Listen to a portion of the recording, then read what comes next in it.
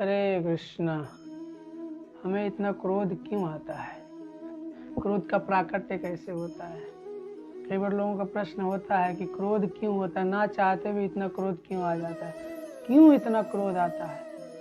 तो ये आता है क्रोध का कारण भगवान भगवद गीता में अर्जुन को बता रहे हैं कि अर्जुन अध्याय 2 श्लोक संख्या 62 में बताते हैं कि ध्यायतो विषयान् पुंसा संगस्तेषु उपजायते संगात सज्जायते कामः कामात् क्रोधो अभिजायते।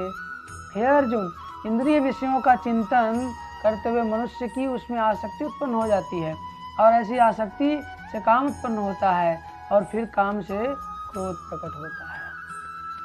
अगर हम इंद्रिय विषयों का निरंतर चिंतन करते रहें तो इससे क्या होगा? कामना उत्पन्न होगी। क्या करने की कामना? उसको प्राप्त करने की, उसको पाने की, जो भी है, कुछ खाने की इच्छा, कुछ पाने की इच्छा।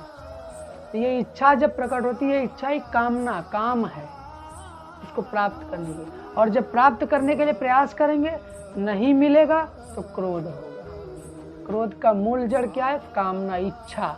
अगर हमें क्रोध को कंट्रोल करना है तो हमारी पहले इच्छाओं को कंट्रोल करना होगा, पहले इच्छाओं को कंट्रोल करना होगा। और इच्छाएं कंट्रोल में नहीं है तो क्रोध कभी नहीं कंट्रोल में होगा। और हम लोग क्या करते हैं? इच्छाओं को बढ़ाते रहते हैं और सोचते हैं कि क्रोध कंट्रोल में हो जाएगा। कभी नहीं होगा, क्योंकि क्रोध का मूल जड़ इच्छा है।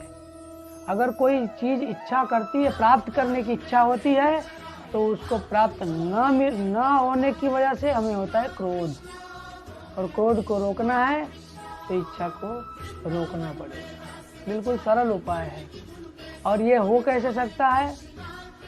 भगवान के भक्तों की संगति और हरि नाम का जप और भगवत गीता ऐसे पवित्र शास्त्रों का अध्ययन करने से हमारी कामना अपने आप धीरे धीरे कम हो सकती है, जिससे हम क्रोध से मुक्ति पा सकते हैं। नहीं तो क्रोध बहुत विकराल वस्तु है, हमारे जीवन में उथल पुथल मचा के रखते है ना। अच्छे अच्छे रिश्ते बर्बाद कर देता है। लोग एक साथ होते हैं, कितनी दूर भी हो जाते हैं।